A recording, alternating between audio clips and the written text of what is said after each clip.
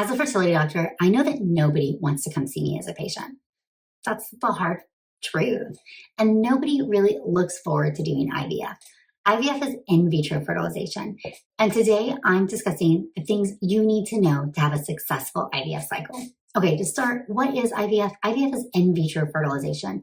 It's where you take eggs out of the body and you fertilize them with sperm. I have a whole video on IVF really working you through all the ins and outs of the process to understand it. So if you don't know what IVF is, yet you are being told you need IVF or you want to learn about it before we talk about it on this video, watch that one first. IVF is really expensive. And I think anytime that you're going into something that is very expensive, it feels like the return on the investment matters much more. And what does that mean? It means if you are not going to succeed, is it worth spending the money?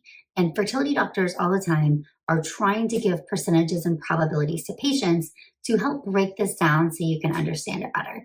Something that I feel really strongly about is that there should not be paternalistic doctors. This is an old school field. And so there are some people, both male and female, who practice a much more paternalistic view of medicine, meaning they will look at patients and say, I won't do IVF with you. We can sit here and say, yeah, doctors don't practice like that. But currently I have patients who have babies, who are pregnant, or are going through cycles, who other doctors in town have told them they're not candidates for IVF. And when we do a protocol that's appropriate for them, we see different results. So if you are getting a roadblock from a doctor who's not explaining to you why you're a bad candidate, you need to go see somebody else. And it may be that they are making presumptions about you, about what is worth your money. To me, whoever you are on the other side of this, you are smart enough to make your own decisions, to know your own priorities, and to look at your resources and decide how you want to spend them. It's not all about money. I always tell my patients they have 4 resources. Money, that's an obvious one. Time, it's your most valuable one. Physically, what your body can take, and emotionally, what you can handle.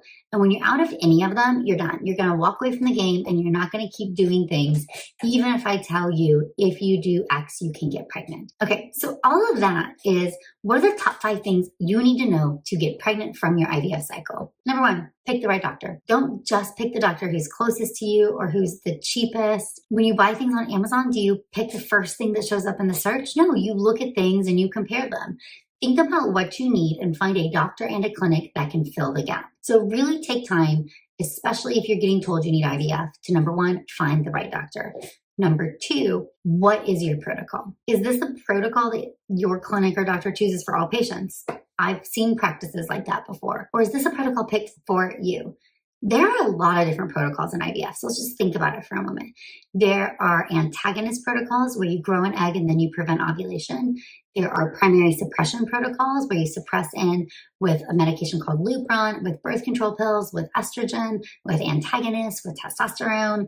There are a lot of different options that we have available. The point is, there's a lot of different protocols, and just choosing the same one for everybody, that makes no sense to me. I wouldn't want to be somewhere where they just gave me the random protocol for everybody. I choose protocols for patients based on their age, their AMH, their antral follicle count, and prior data about them. Medical conditions, do they have endo, do they have PCOS? So ask your doctor your protocol and why. What protocol is for you? The women who get hit the hardest here are either high responders who get purposely understimulated and they don't achieve the right level of maturity or fertilization that they could, or low responders who are not given a protocol specific for low ovarian reserve. What are your expectations? How many cycles are you going to need to get a normal embryo or to get to a birth? And what about other things like human growth hormone, coenzyme Q10? What are they recommending to help you? Number 3, what is your goal? How are you measuring success? Is it just one baby? Is it a basketball team? I personally don't care, but we're going to make different decisions and you're going to have a different roadmap. If your goal is multiple children, you may need multiple cycles to get there. So that may mean getting the eggs from this month, then getting the eggs from next month, and then getting the eggs from 2 months from now in order to get as many normal embryos as you need. That's okay. And you can do it. if you know that's what you have to do. So if you expect it's going to be a 1 month process and now it's a 6 month process, you're going to be so frustrated. So I hope your doctor's asking you what your family planning goals are. How many kids do you want? What should your ideal family look like? And the older you are and the fewer eggs that you have and the more children that you want, you might need a different plan. And you deserve to know that from the beginning, or to change your plan, which is fine also. But when you are setting yourself up to not meet your expectations, that's a recipe for disaster.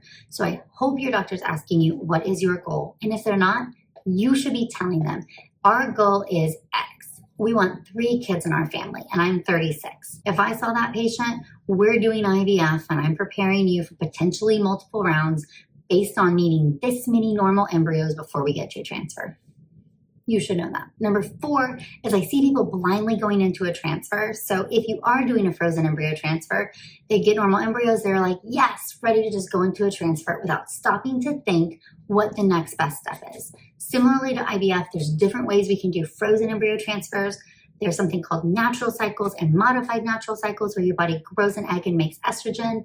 And then there's controlled cycles where we give you the estrogen that your body needs. There's also additional testing that can be done. Hysteroscopy to look inside the uterus, and ERA and endometrial receptivity analysis. There's tests for clotting disorders.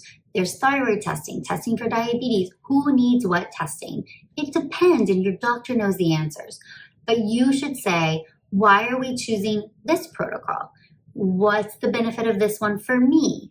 Do we need additional testing? If you have 1 normal embryo, I'm going to tell you, I'm going to test a lot more things because that's the embryo. At the end of the day, we need to look backwards and say we did everything possible. We don't have time to see if you're going to have recurrent miscarriages. You may not have had the opportunity to be in that position. So understanding the goal for transfer. There's a lot of adjuncts that practices use, and some of them are evidence light, meaning these things don't hurt, but they may not help. And you should know why doctors are doing or not doing them. Steroids, antibiotics, aspirin, etc. And the last thing is that you want to get pregnant with IVF. Okay, so you need to set yourself up for success. You can't go make your body grow more eggs, and you can't roll back the clock, but you can set yourself up. I tell my patients, number 1, get rid of toxic behaviors. Smoking cigarettes, marijuana, drinking alcohol, that's gone. Number 2, get rid of toxins. Go through your kitchen, get rid of the Teflon, get rid of the plastic.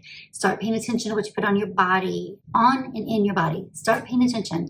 These environmental chemicals, we are starting to get research that they play a big role in how your organs, especially your endocrine organs, function. Ovaries are an endocrine organ.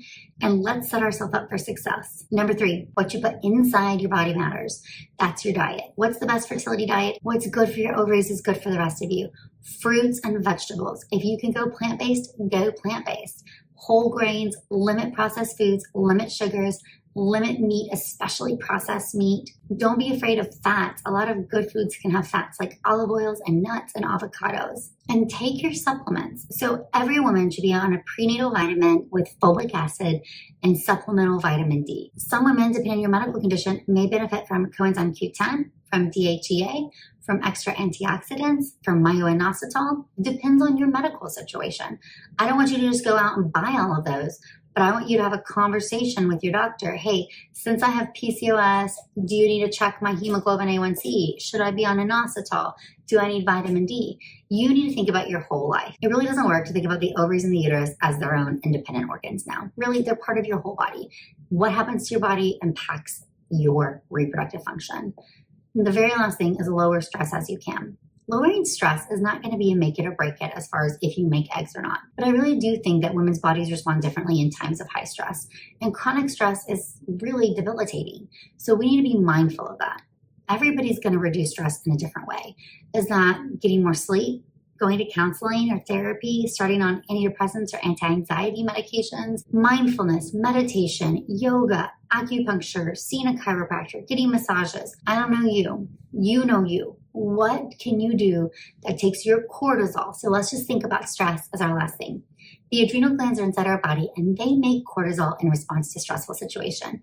In the early human days, that's because you were running from a bear. That was very stressful. And so your body needed this boost of cortisol, which would then tell yourself, hey, Don't worry about sending blood flow to the ovaries. We don't need to ovulate right now. We need to go to the lungs and the muscles so we can run from the bear. That's the point of the stress response. Now, when you're chronically stressed all the time, you can't run from a bear all the time. We know that when you try to work out, you can't just sprint the whole time. You're going to get fatigued. But at the end of the day, you need to think and be honest with yourself about what you need. Last caveat is there are women who will not have success with IVF. That's one of the worst things about my job is that there's not 100% success rates. Some couples will grow their families with egg donation, embryo donation, adoption, gestational carriers, and more. Sending love to anybody who's finding themselves in that position.